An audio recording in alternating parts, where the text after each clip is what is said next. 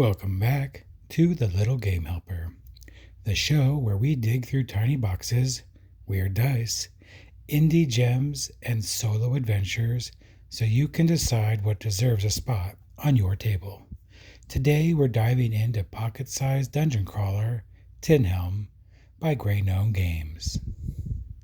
If you've ever wanted a dungeon crawler you could literally shove into your pocket, Tin Helm might be one of the coolest little games out there.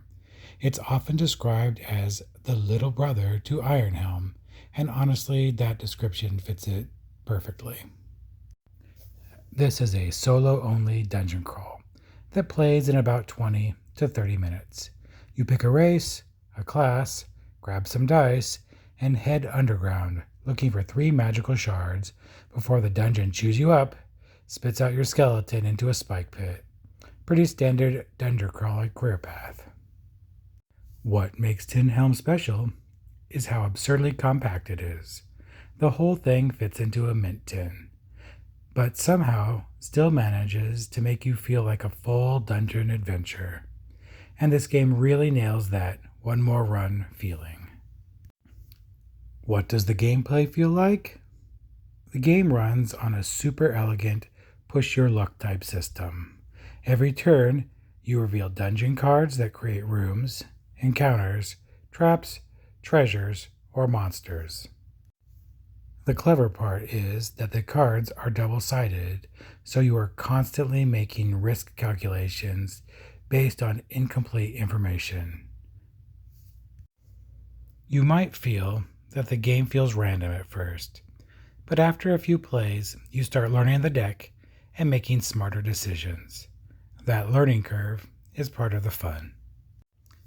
First, you're stumbling around like, ooh, cool, treasure, and then suddenly, oh no, skeleton, spider, centipede, nightmare, ah!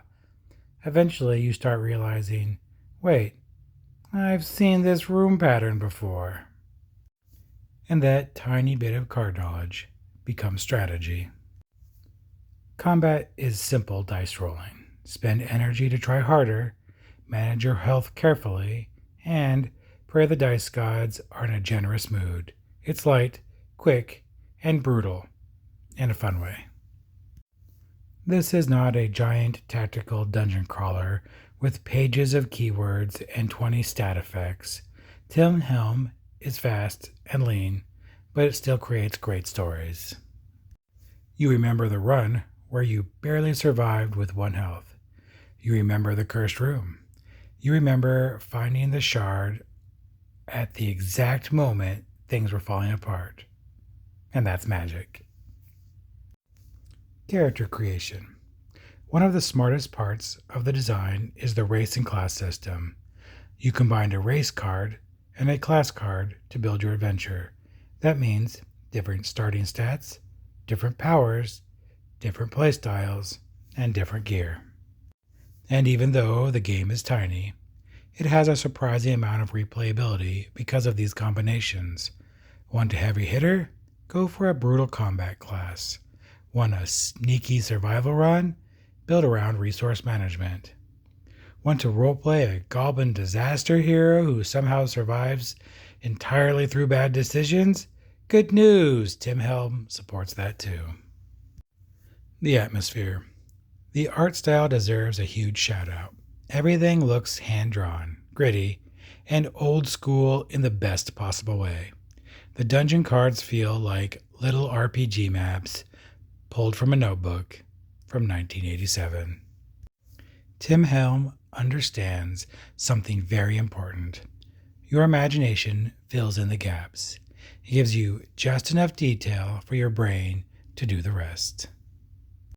And honestly, sometimes that works better than giant, expensive games covered with plastic miniatures. So, who is this game for? Tin Helm is perfect for solo gamers, travelers, people with tiny tables, RPG fans wanting quick adventures, folks who love replayable roguelike experiences.